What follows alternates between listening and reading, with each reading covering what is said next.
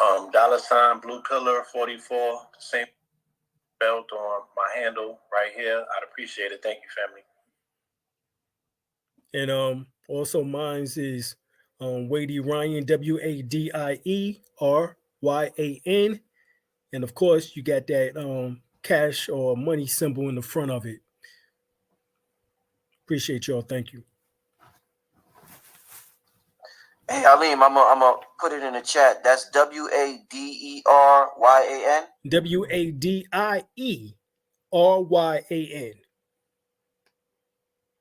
Okay. All right. I'm gonna share with the family if you would like to show support to these brothers as well as mine at the bottom of the screen. Listen, family, give me some good questions. Listen, family, y'all see what's going on? This is independent media, and these brothers have been putting out information for so many years, man. It's just a pleasure to work with you brothers and to do what we do. And we talk about the importance of gratitude, and I just want to send extreme gratitude to the cosmic forces that allow me to be here in my higher self, those that came before me, my mother, my father, for allowing me to come through their vessels. It's an honor for my assignment and to be here and to do what I do, and I'm going to do it to the best of my ability. So thank you. Gratitude. And stay tuned for this book me and Blue Pill got coming real soon called Gratitude. So we'll get into that. We'll probably do a program on that next week, family. But we're going to get some questions. Got the Cash App on the screen. Let's see. I think, y'all got a lot of questions. All right. Why are they putting out Avatar 2 this year? I'm hearing about all these water movies. What's up with that? Yeah, why they putting out Avatar 2 this year? Again, the ending or remnants of a bygone era, right? We're leaving one era or one age, and we're heading into the next one. You're seeing the dissolving of all of the people who are symbolically associated as being gatekeepers of the old era of the Piscean age. Hence the fact that Kanye, again, representing the little bear or Polaris, he represents a Piscean aspect. Hence the fact they cut off his feet, right? They took his sneakers from him. That's what he symbolically represented. He is the Piscean aspect from him. Out. But what follows is the Kushite king Cepheus. So the conversation about melanated people's Hebraic connection and existence has to take place for a Coptic Ethiopian age and era to be returned. The Kushites. And for anybody, I highly recommend seeing the documentary Negroes to Hebrews. That Kyrie tweeted. That's like the Hebrew Israelite hidden color. Right. Like, that's just next level. So, yeah, that's my piece on that.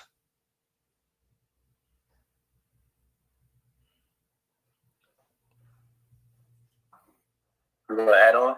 Alim, you got something for that? Yeah, well, the Avatar is 2, and then of course we see Wakanda 2. So this year is definitely out for the duplications.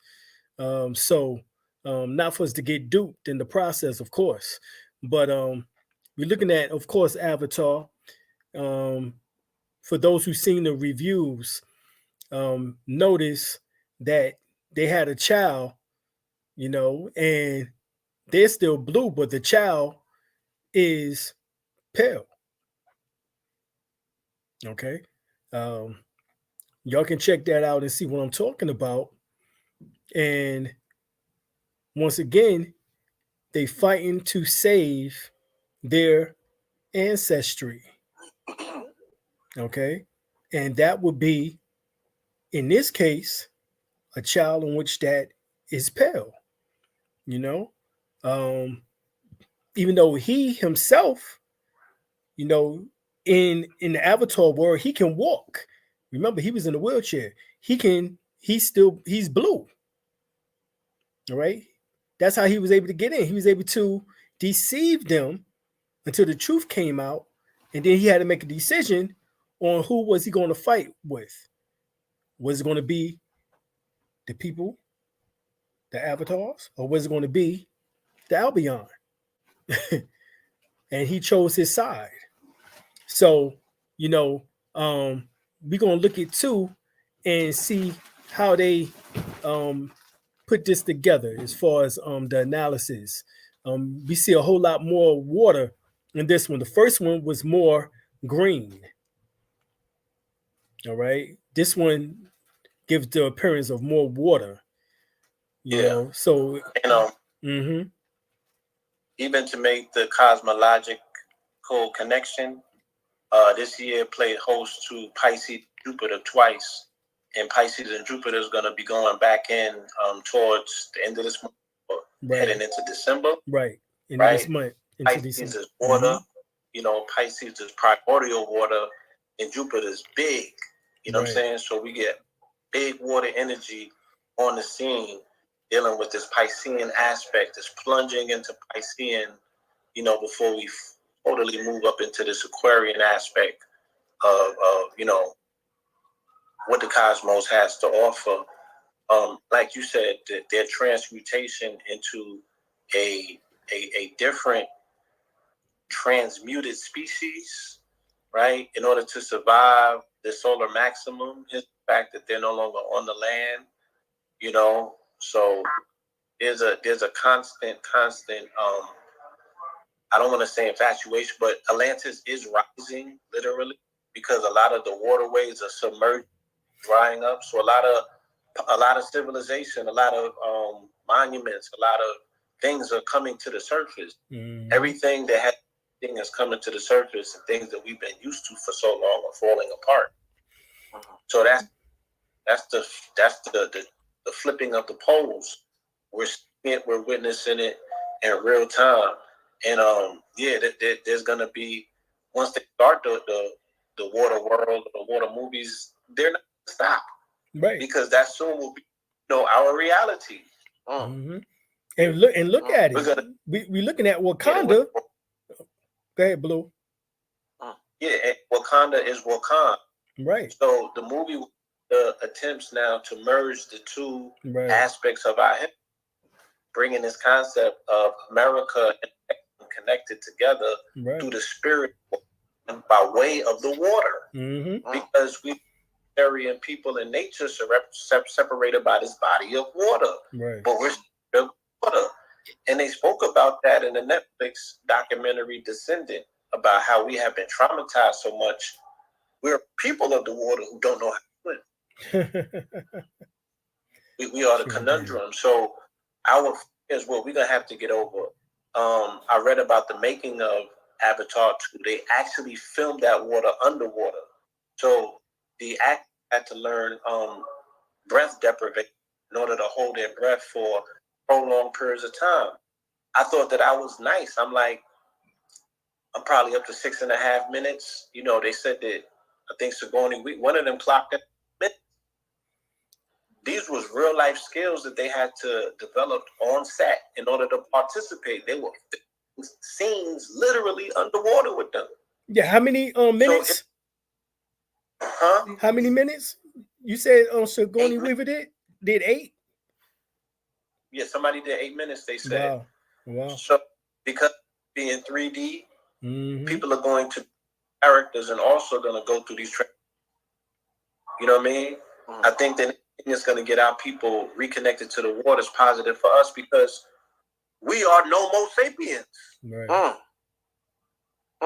No more sapiens. Right, no more. Yes. No more sapiens. No more sapien. The three worlds of sapiens. And that's where we ascend from the watery womb. We are no more sapiens. You feel me?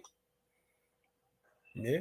And that makes sense. I mean, we looked at the movie Waterworld with Kevin Costner, and in there they said that the planet Earth was 90% water. So within the teachings, of the Nation Gods on Earth and the 5%ers, as well as also Nation of Islam, is 3/4 water, 75% water. So the waters are increasing and will increase to 90%. Yeah. Somebody's asking about Jesus' bloodline. What's the deal with? I know Kanye West he going around saying he's blood of Christ. What's good with Jesus' bloodline? Well, Jesus' bloodline. Well, first of all, the metaphysicians say Jesus never existed, the real person. So I don't know. Maybe Jesus is metaphysical and a real person, as above, so below. But talk to me about Jesus' bloodline. Right. So if we talking about as below, then we're looking at particular bloodline, and that bloodline would be E1B1A, and that is the bloodline, a haplogroup of, according to quote unquote DNA specialists. If you go to Anthro DNA, if you go to 23andMe DNA or Ancestry DNA, all of them comes back with the information based on how the E1B1As are Israelites. They come from an Israelite Hebraic or Hebrew tradition. So we talk which how? Is this the Bantu? Right. Who's the Bantu? Right. The Bantu or Bantu. This is the expansion. And if you see how they expanded from out the East Africa into the middle, into West Africa, you can see that this correlates perfectly with Abraham's seed, because they say Abraham will have great many of children of seeds. And this great many of seeds, you can see that the Bantu spreaded the E1B1A into the population of the Egyptians, the Kemites. Matter of fact, around the 20th dynastic period, you find Ramesses III, the 4th, the 5th, the 6th, the 7th, the 8th. All of them had E1B1A, according to DNA specialists, according to Anthro, and also My True Ancestry. If you go to My True Ancestry, they'll tell you that those who are related to Ramesses III has E1B1A as far as the male, the patrilineal. For women to find out if they're related to have this heritage of the Bantu, of the ancient Kemites or Egyptians or Temerians, then they would have their brother or father to check the DNA. And by doing so, they will find out if they're E1B1A by birth. In other words, coming from the father, their patrilineal connection.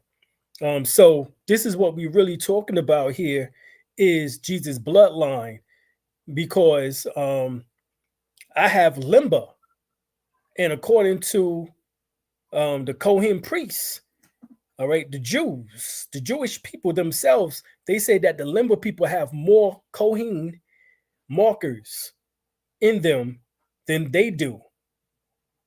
All right.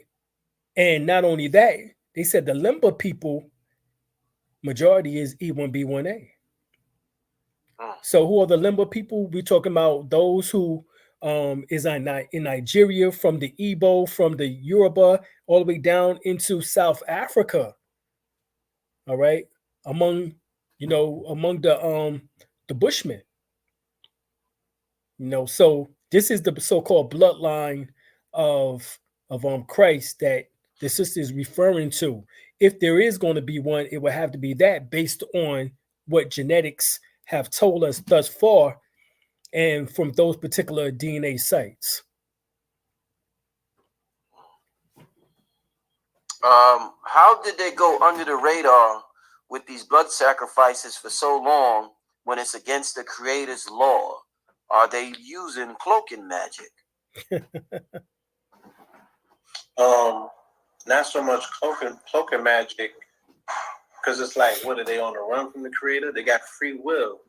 They're exercising their free will. Free will, right? I think they're willing to pay whatever the price is when it's time to pay. You feel? Until they can figure out ways to continue that, kick that can down the road. You feel me? The other side is very crafty. Right. Indeed. Stop thinking. They outwit. Mm-hmm. They like it. Thing is outwitting the devil. How do you outwit something that's omnipresent, though? You always got to be on your toe. Right. Wow. And then when we looking at the people in which that are practicing it, these particular rituals, you have to think about most of them don't believe in karma. There's no such thing. They say there's no such thing. There's no such thing as cause and effect. No such thing as what goes around comes around. I mean, this is the belief system, you know. And from that belief system, they're able to use mind control on the people. And how do they do that? They do it through the TV. That's the largest mechanism for mind control. Indoctrination is the TV. All right. Yeah. Next is the movies. But the TVs are number one. They have not found no better mind control agent than the TV. All right. And so they don't spend millions and millions and billions of dollars on commercials, you know, and advertisement, you know, annually in order to tell us the truth. They do it in order to confuse us. They do it in order to stifle us. They do it to make us think that basically only thing in which that is what we can see, touch, taste, and smell and hear. There is no higher, I guess you would say ESP or higher sensory perception. This is what they want us to believe, that this is just solid, liquid, and gas. There's no ether involved. You know, there's no invisible substance involved. And this is how they have us. Many say, I heard people say, ain't no such thing as chakras. Right. I heard people, I said, word? I said, you got endocrine glands, don't you? Can you see your endocrine glands? You know, no, you can't see your endocrine glands, but you believe that you got a pineal gland. I can't tell you if it's calcified or not. I can tell actually from your actions if they are, truthfully, you know, but this is what they have is that right now, you know. Let me get to this other question. This next question. Yeah. Let me just ask something real quick. Yeah. Right. Let's say that your hands are tied because of righteousness, right? And then the other entities understand that if you imply a level of cunningness, you can probably even offset karma, right? Mm-hmm. So they become the practice of suggestion with their cunning. I'm just suggesting it. You did it. I didn't. Okay. I put the gun with the book in front of you, and then I gaslit you about how ugly you was and your non-worth, but I didn't pull the trigger. You did. They say that's the most powerful form of voodoo, suggestion. So do I have a culpability? Possibly. If I don't own it, though, and I figure out a way to offset it because I didn't do the abominable act you did, guess what? It's not on me. It's on you because you exercised your free will. Yeah, I gaslight you to get there, but it ain't done until it's done. You got to finalize, you know what I'm saying, and put that ink down on that contract. So there's a lot of that going on in regards. You feel me? I remember, it's deep that you say that, Blue, as far as the power of suggestion. I remember Esther Hicks used to talk about a powerful way to reach your subconscious is instead of making affirmations, just suggest something to your subconscious. Like, wouldn't it be great if I'm a millionaire? Because it doesn't shut down the suggestion as fast as if you're making a statement. So if you be like, wouldn't it be great if I'm a millionaire? You could tap more into that frequency, then I'm going to be a millionaire because your mind is going to tell you, nigga, you crazy. So it's, you know why? Yeah, good. Because you're engaged in imagination. Yeah. Via suggestion, right? You're pondering. And I wonder, right? And before you think about it, you are now engaging the feelings, right? What Alim said, now you're producing gases from these different glands that you have so you can experience it through the vehicle of stimuli or sensation to be like, damn, this is how it feels to be a millionaire. I feel good all of a sudden. Your dopamine receptors is firing. You feel good about yourself. You know what I'm saying? And the only thing the body wants to know is if you could feel it, you could possibly, you know what I'm saying, materialize. Right. If you feel it is real. Right? That's the rules to the sentient beings. Because what is sentient being? It means feeling. Right? So you are a light being that has these subtle energy bodies that fluctuate. Like we could think about ethereal hairs, right? Like think about those very thin, fine hairs that you have that respond to sound in your ear, and the hairs are now transferring this frequency to the crystals that are now making it quote unquote emanate in a particular way, and those vibrations, right, or that tonality is what actually making things physical. So yeah, it's the strumming of these subtle energy bodies, you know what I mean, that we're not looking at or being mindful of, because Western science and philosophy and ideology divorces us from being to observe things through an Eastern lens of spirituality. Right. Or you know, using our intuitive faculties. This shit is about what? It's about left brain logic. Okay. Yeah. Let's get to this next question. What do y'all think about the Russian pipeline blowing and them saying West Euro is going to freeze and we're about to run out of diesel this year? Again, they're just running it up. This is an energy war. The global reset was about energy. Right. Blank period. So they're going to bleed economies globally, you know, by fluctuating oil prices in a way that it affects interest rates. This is a bloody economic week coming up. All of the forecasts is coming in tomorrow. There's some coming in on the 5th, and there's some actually coming in on election day. It's going to exactly rate, you know, what this global economy is going to. So yeah, this is just them, you know, playing politics. You know what I mean? And whether Putin is blowing up pipelines and, you know what I'm saying, this is all war strategy. So you ain't seen nothing yet. Alim, you want to add on that? Or you want to get to the next question? They say that within the next 14 days, we're going to see how bad it gets with this pipeline being blown allegedly by Russia and the diesel running out. So we're going to really see what's getting ready to happen within the next 14 days. So, yeah.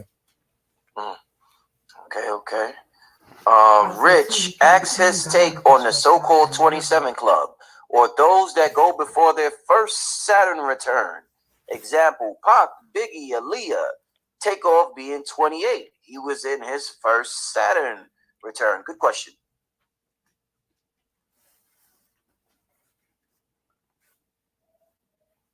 Alim. Oh, yeah, definitely.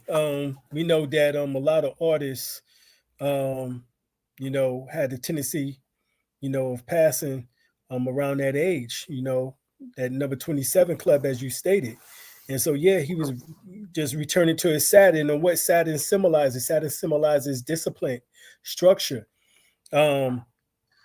Everybody in which that talked about this brother said that he was real calm, that he was very disciplined. He never, you know, that he was quiet, you know, that he wasn't that type of, you know, dude that was just out there, you know, being flamboyant and boisterous. You know what I'm saying? He was very humble. You know, this is what everybody is saying about this brother. So we looking at that. That's that Saturn. You know, Saturn symbolizes discipline. Saturn symbolizes the structure of the bone structure, actually, of DNA and the manufacturing of blood. That's what Saturn symbolizes.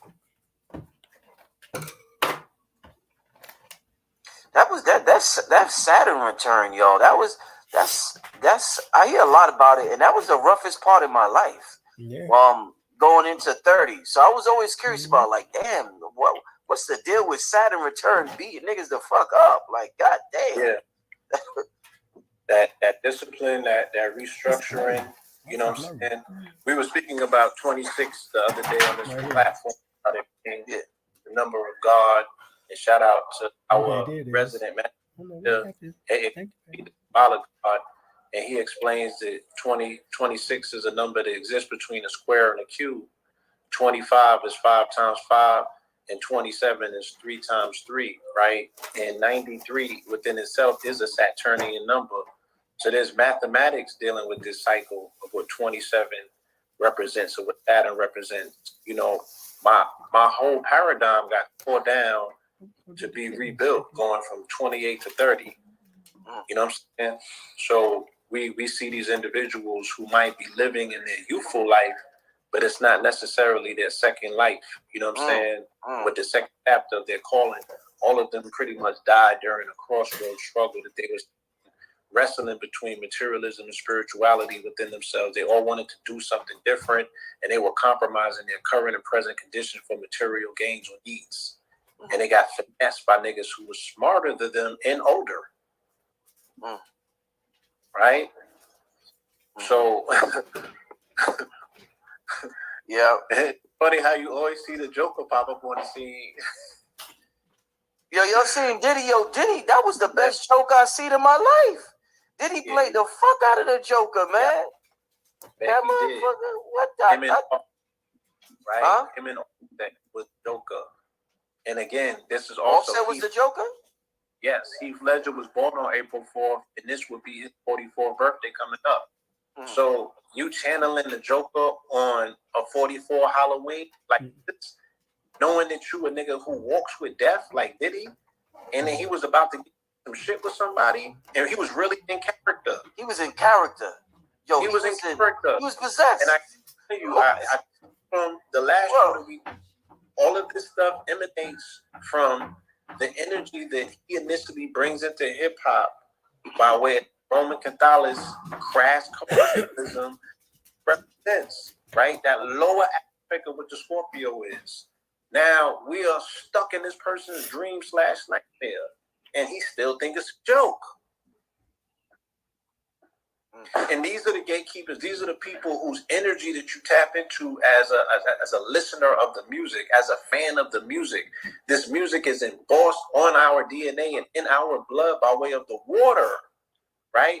And the resonance, right? We cannot even shake the vibration and this trapped in the pockets of our body if we wanted to. So we got to be so careful when we entertain and entertain, because that nigga's energy is up in you. Pause.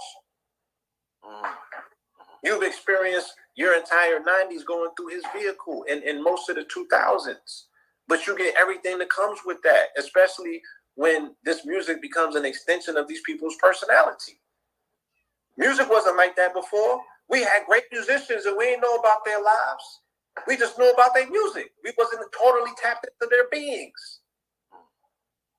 Now we can't get out of it. We trapped. And the only thing these niggas got to offer you was liquor. Right. And we don't know who we dealing with to this day. Man, who controls the again, and to split this thing in the middle and be like, yo, these are baby terms that we have to throw around and play with because of where we're at as a people. So the good and the bad, and you know, all of that stuff is relative and it's kiddie terms. You know what I'm saying? But goddamn, you know, a saw, like Alim was saying, in our antiquity, we understood that to be the lord of the underworld, right? These were moon gods, Jehudi. We understood the aspect of the sun god going into the underworld at night and becoming the moon god and traveling through the underworld with the night. You can see the sun at midnight. That's what that meant. You feel me? So I'm not going to demonize darkness. I'm not going to demonize the night light. I'm not going to demonize even the underworld. But I'll be goddamn. Like, a nigga could tell you the thing about love, but if all you see coming from that individual is the opposite, or what it looks like to selfishly just love oneself to such a narcissistic degree that everybody else is just collateral. Right? Everybody else is just collateral in your world when you have been led to believe the lies that people told you about you to appease your ego. And then now that shit is the culture, because we're caught up in this dream that we never woke up from. It was all a dream, right? And we have not woke up from this dream yet. Look at this shit, yo. Right. Even to show you how they even carry the altar of Halloween. The dude that started Rap A Lot was born on Halloween. And that was a song where we was all introduced, and we got over Halloween because Bushwick Bill beat the shit up. And we was able to be like, I ain't scared of Jason, Freddie, or none of them. Nigga, I'm right. Let me get to this next question real quick. I want to get two more in before we get out of here, Blue. We get to this next one. What are the practical activities we could do to continue aligning with truth? Practical activities, y'all, we could do to align with truth. Number one, meditation.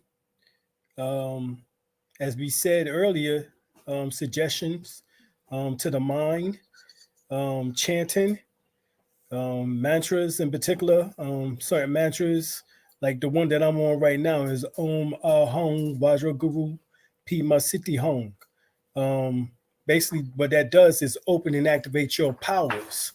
If we're looking at all these movies, then we should be able to activate our powers.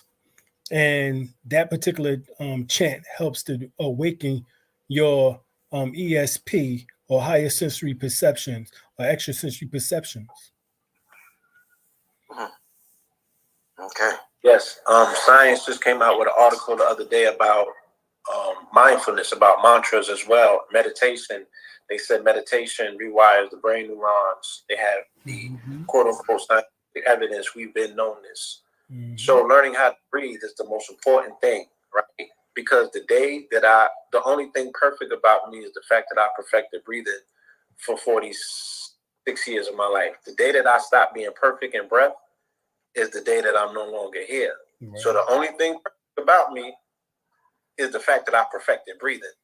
So we have to get back into this main vehicle, like you said, that thing that connects spirit to flesh is the thing that connects spirit to blood, and that thing is the breath. Right. That prana, that's that energy, that's that life force, that's that thing that animates the blood and makes us actually, physically living here. So learning how to breathe, because the decisions that one makes, you're gonna have to be able to make them in a very stabilized mind, and you're gonna have to breathe in order to do that. You know what I'm saying? And find a system that you can find out yes and no's, right? Find out a confirmation system for yourself, whether it's a pendulum, whether you're pitching coins and you learn the I Ching, or whether you get initiated and get into EFA and learn how to pitch, shells or nuts or what have you. But learn you a way that you can confirm to get yes and no's, a binary system, yes, no, pendulum tell you yes or no. Right. So you can have a secondary check-in system. You want lawyers, watch lawyers, so you don't go broke. You know what I mean? That's how you got to do it, even in spirit realm. When we're making right decisions, right? Know how to back up a decision with an autocorrect that. And then you should be confident enough to step in faith.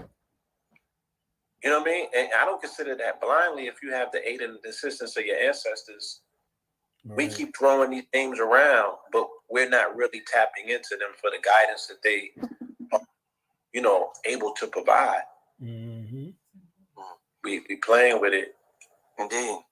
And just to add on to that, something me and Blue, I remember I read a book, and then I remember Blue was talking about a book last year, I believe, or earlier this year on this program. It was called by Jim Quick. What's the one by Jim Quick?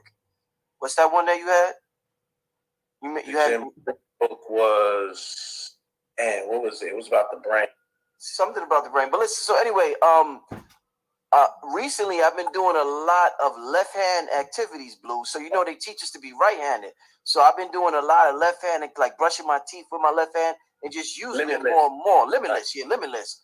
So what I find is that it's like, say it's like you've been walking your whole life with a book bag, and the bag is heavy.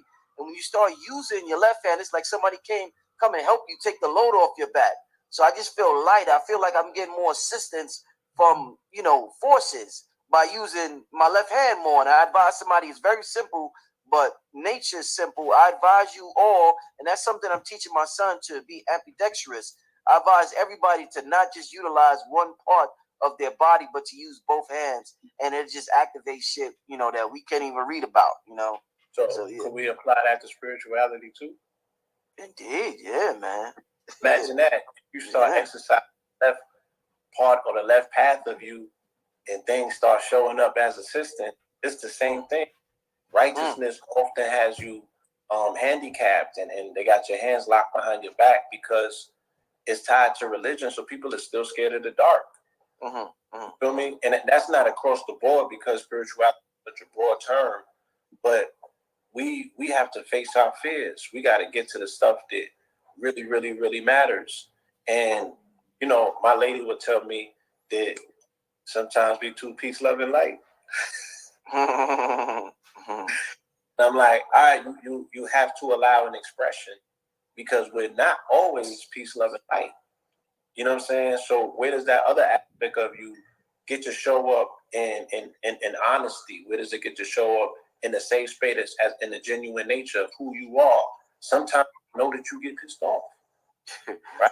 I had to go through I was feeling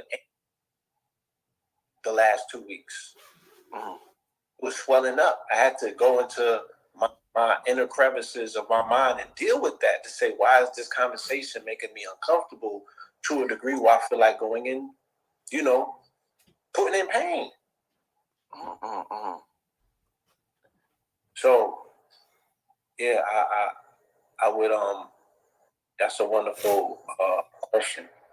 Indeed. We're going to get to the last question once again, family. I want to thank everybody for tuning in. We're going to get to this last question. With us rediscovering hidden information concerning America/Atlantis, what are your thoughts on our next step in our evolution as a people?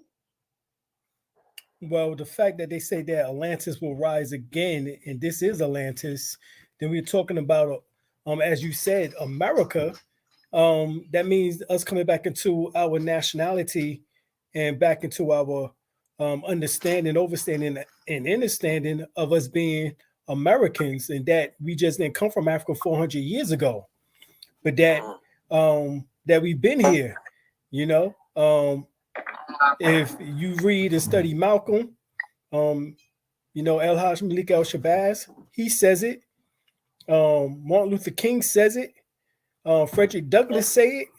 And so, I mean, we keep seeing the great leaders who come before us. All of them have said the same thing, is that, yeah, we had an existence in Africa, but that was not the only place that we were. We was here in the Americas for hundreds and thousands, even millions of years ago. And this is proven in the book called Forbidden Archaeology by Michael Creedmoor and Richard L. Thompson. And they even state that we was here over 600 million years ago. In America? In America. That's a long time, Alim. 600 million? 600 million. That's a long time, my brother. You got to read the book Forbidden Archaeology, and the other one is called The Hidden History of the Human Race. Both of them books is written by Richard L. Thompson, PhD. So if he crazy, then you know he got to be. But the books have so much information and so much knowledge in it that they hid this information because at one time these books were available in libraries. These books were available on college campuses, but they're no longer available. And that is the reason why, because it goes against protocol. It goes against academia.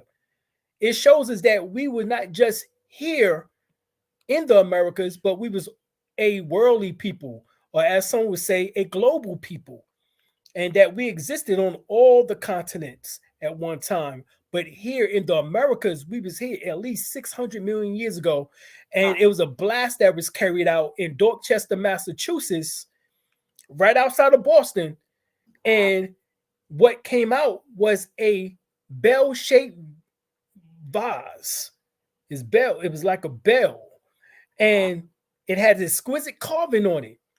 And it was dated back to 600 million years in pudding stone. So this blast disgorged this vessel or this bell, and this bell was dated back, at least that stone in which that it was encapsulated in, dated back to over 600 million years ago. And this is where's this bell now? This stone, where's this now? Allegedly, it is at Peabody Museum And it was at one time at Harvard University. Right. Okay. Wow. Interesting. Ooh. Blue, you want to add on to that, Blue? There's some very interesting discoveries taking place, and they are initiating some very interesting conversations, that are popping off. So I feel, in the next 20 years, if you will, nothing that we thought that we knew is going to be the same thing anymore. I think that our in particular are in line to receive, the rewards from the historical upheavals that's about to take place when all of these hidden libraries open up, because everything seems to be coming to the surface. Whatever they've attempted to suppress, is popping up. You know what I mean? Like the things in the ocean, the buoyancy stuff. Yeah, I know what you're talking about. You try to hold that down for so long, and it's automatic pop back to the surface. Up. So we're watching that take place across the board.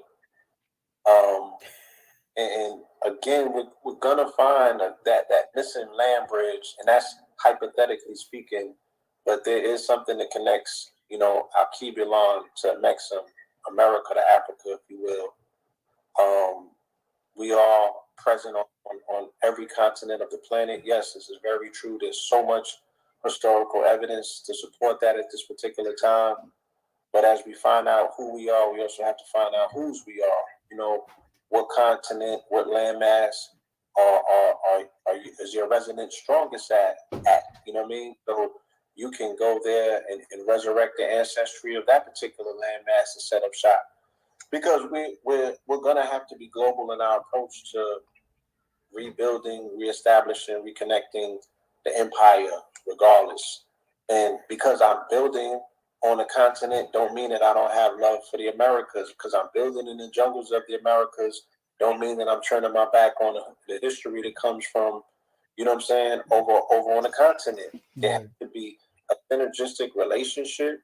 We have to know that we are not a monolith as a people, but we're multi-contextual, we're multi-textual, you know what I'm saying? And we have to embrace the allness of the all.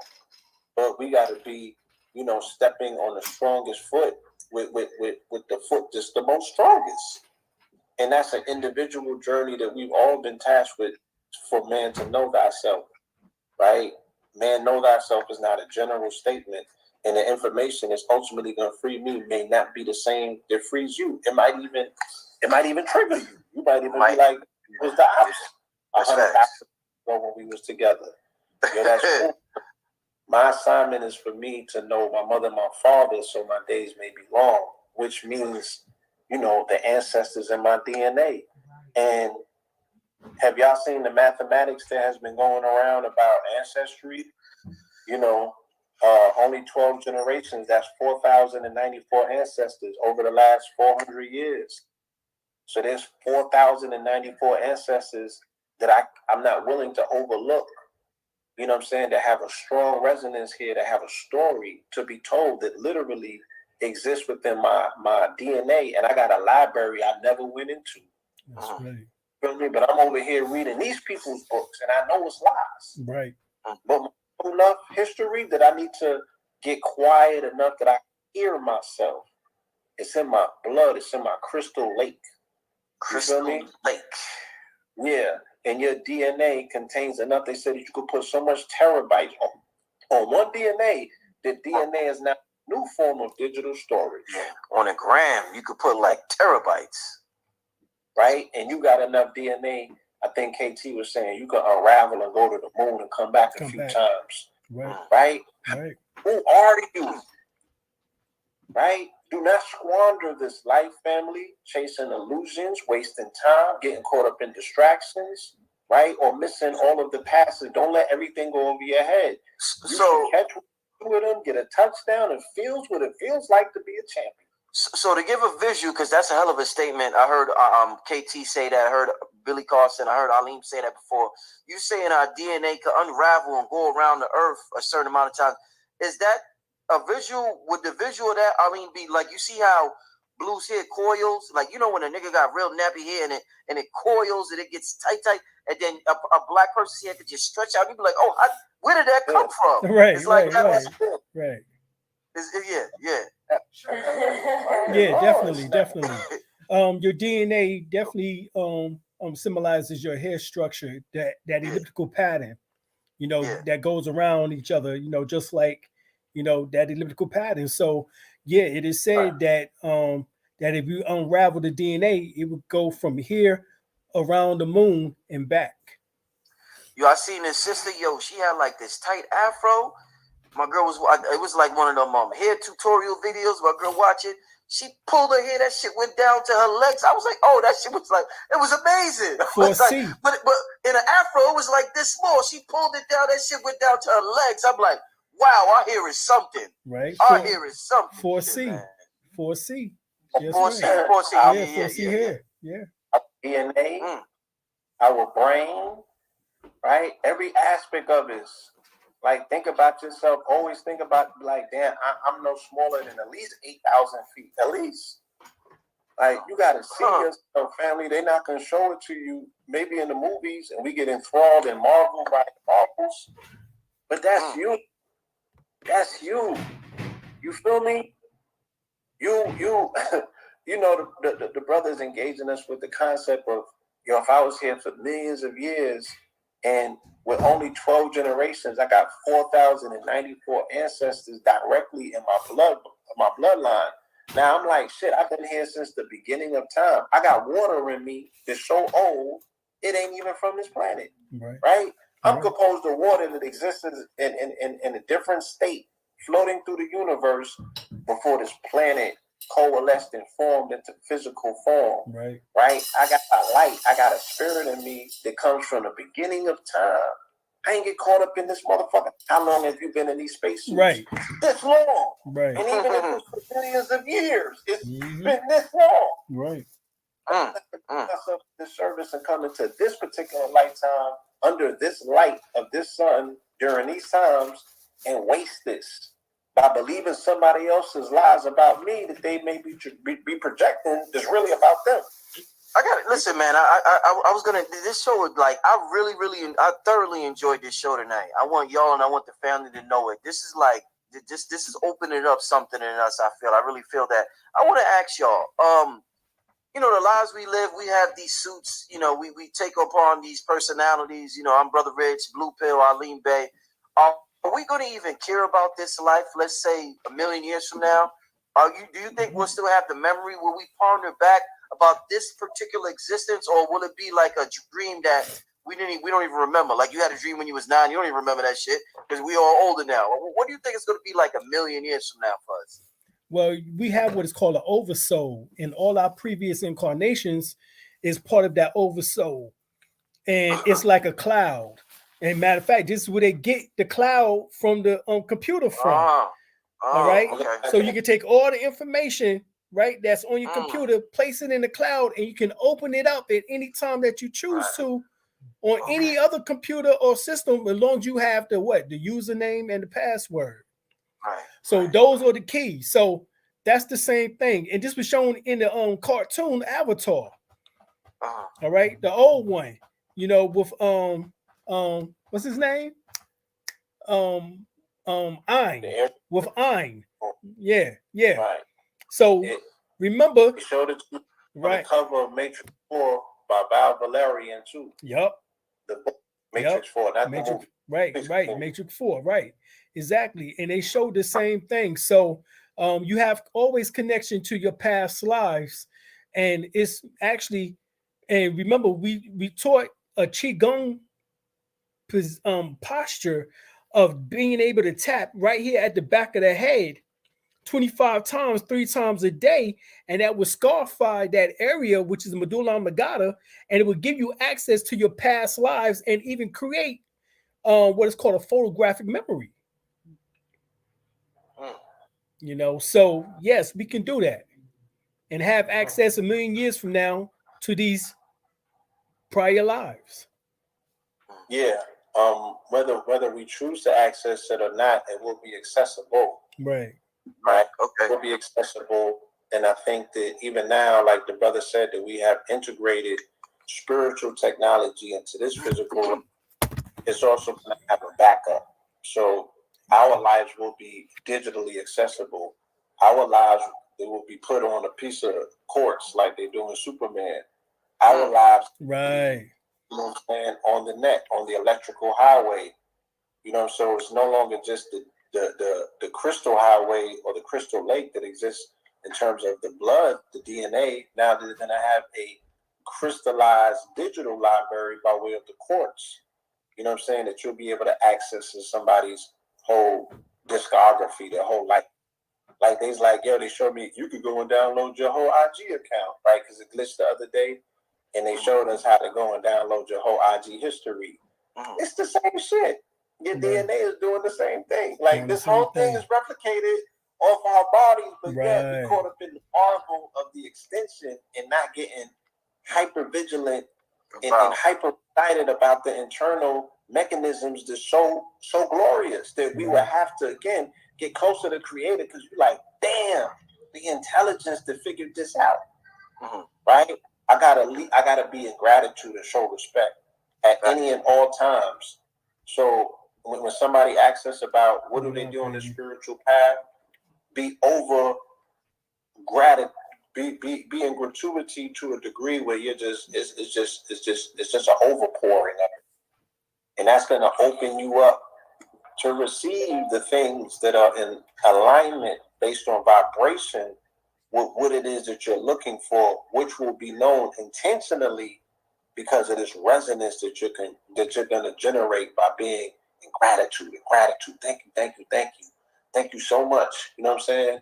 The thing that I was looking for, and I might be looking up and saying it, but you could close your eyes and say it. You know, you're talking to yourself no matter what you do, whatever posture you strike. You know, the spirit realm is at the tip of the nose, but it's really inside because, you know, the kingdom of God is within. I'm inhaling right now.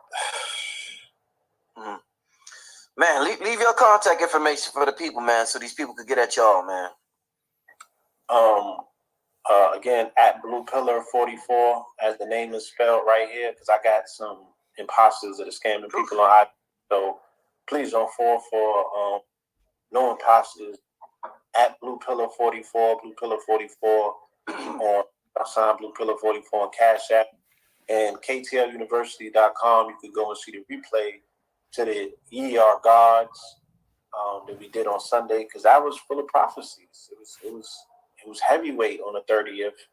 We dropped that, and it's well worth, you know, people going and do the research and sit down with this information so we can be on top of things and not underneath them emotionally. And y'all can get me at dralim.elbey.com, as well as also y'all can get my book, First World Order, also the book that my wife and I wrote, called The Divine Hymns of Akhenaten or Ankh-Unten. Those two books are available on the website. Matter of fact, it's going for $1,000, basically $1,000 on Amazon. But you can get it from us for $100. So, you know, somebody is see some importantness, see very important with that book. Obviously there. But you can also right there, the Patreon is listed right there at the bottom of the screen. You can check us out there. The latest videos are there. So that's where we at, y'all. All right, and family, once again, I want to thank all of y'all in the chat for staying the entire building, listening. It's Brother Rich, Blue Pill, and Alim Bey. Thank you to you, brothers. We signing out, family. Peace. Yeah.